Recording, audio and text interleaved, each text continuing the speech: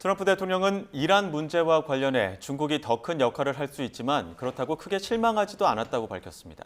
이스라엘과 레바논은 휴전 연장이 무색하게도 서로에 대한 공격을 이어갔습니다. 국제부 연결해서 이란 전쟁 관련 상황 알아보겠습니다.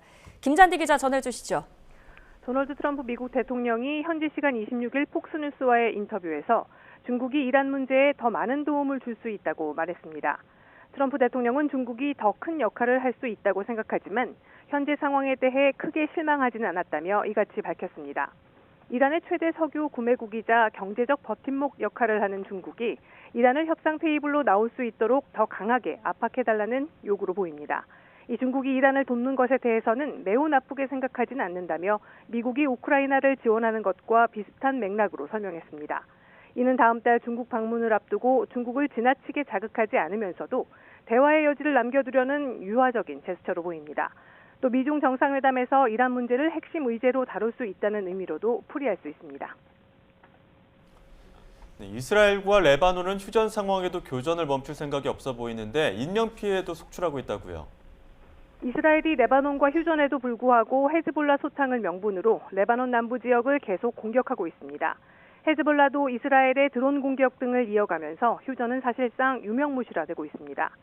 이스라엘이 현지 시간 26일 또 공습에 나서 여성과 어린이 4명을 포함해 14명이 숨지고 37명이 다쳤다고 레바논 보건부가 밝혔습니다. 이는 이스라엘과 헤즈볼라 휴전 발효 이후 하루 사망자 수로는 가장 많습니다. 레바논 보건부는 지난 16일 휴전 이후 이스라엘의 공습으로 지금까지 최소 36명이 사망했다고 밝혔습니다. 레바논 국영통신사는 이스라엘 공습으로 이슬람 사원과 다른 종교시설도 파괴됐다고 전했습니다. 헤즈볼라는 이스라엘군의 대피령이 내려진 직후 레바논 주둔 이스라엘군과 이스라엘 북부를 겨냥해 드론을 발사했습니다. 이스라엘군은 레바논 남부 전투 중에 병사 1명이 숨지고 6명이 다쳤다고 발표했습니다.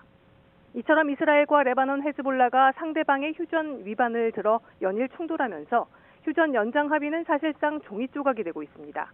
네타냐후 이스라엘 총리는 강요 회의에서 헤즈볼라가 이스라엘과 레바논 간 휴전을 위협하고 있다면서 헤즈볼라를 더욱 강력하게 타격하겠다고 선언했습니다. 네, 이런 가운데 트럼프 대통령의 이란 송유관이 사흘 안에 폭발할 수 있다고 했죠. 국제 유가 소식도 전해주시죠.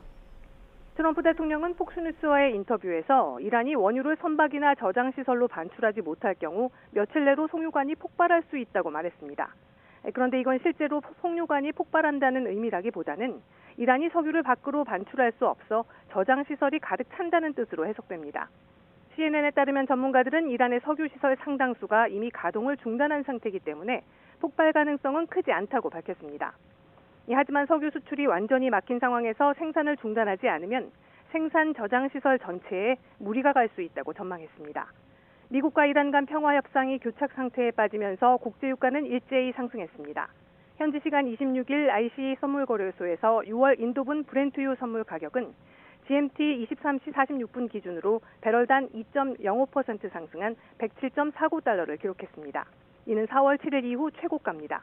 뉴욕 상품거래소에서 6월 인도부 미국 서부 텍사스산 원유도 배럴당 96.17달러로 전장보다 1.88% 올랐습니다. 지금까지 국제부에서 YTN 김잔디입니다.